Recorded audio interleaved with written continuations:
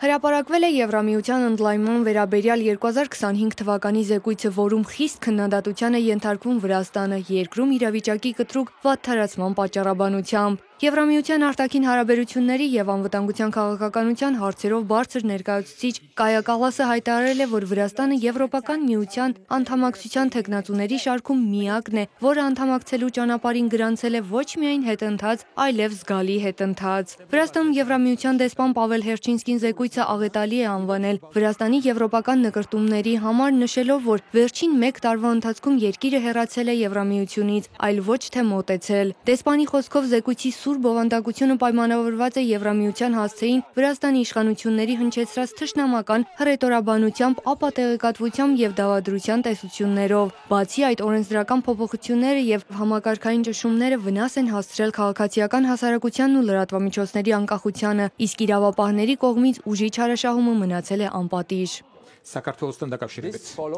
Ինձ համար, որպես Եվրամիության դեսպան, հեշտ չէ ներկայացնել այս տարվա զեկույցը։ Ցավոք, զեկույցի եզրակացությունները կործանարար են Վրաստանի եվրոպական ձգտումների համար։ Ճշմարտությունն այն է, որ Վրաստանն այսօր Եվրամիության անդամակցությունից շատ ավելի հեռու է, քան 2023 թվականին, երբ նրան շնորհվեց թեկնածուի կարգավիճակ։ Վերջին 1 տարվա ընթացքում հետընթացի մակարդակը բացարձակապես աննախադեպ է։ Ի պատասխան իշխող վրացական երազանք կուսակցության ներկայացուցիչ խորհրդարանի նախագահ Շալվա Պապուաշվիլին հակադարձ մեղադրանքներ է հնչեցրել, պնդելով, որ իրականում հետընթաց ապրում են հենց Եվրամիության կառավարող ինստիտուտները։ Պապուաշվիլին Բրյուսելի բյուրոկրատիան մեղադրել է թաքնված քաղաքական օրակարգի, անպարտավանության եւ անհարգալից վերաբերմունքի մեջ այն երկրների հանդեպ, որոնք չեն ցուցաբերում կույր հնազանդություն։ Պապուաշվիլիի խոսքով զեկույցը լի է մաշված քաղաքական մեղադրանքներով, ստով ու միտումնավոր վնասարարությամբ եւ Բրյուսելի պատկերացումները ոչ մի ընդհանուր բան չունեն իրական Վրաստանի հետ։ Այսօր Եվրահանձնաժողովի ներկայացրած Վրաստանի վերաբերյալ ընդլայնման զեկույցը բյուրոկրատիայի լավ օրինակ է, որտեղ օրգանապես միահյուսված են մաշված քաղաքական մեղադրանքները, սուտը, թշնամական հռետորաբանությունը եւ դիտավորյալ վնասարարությունը։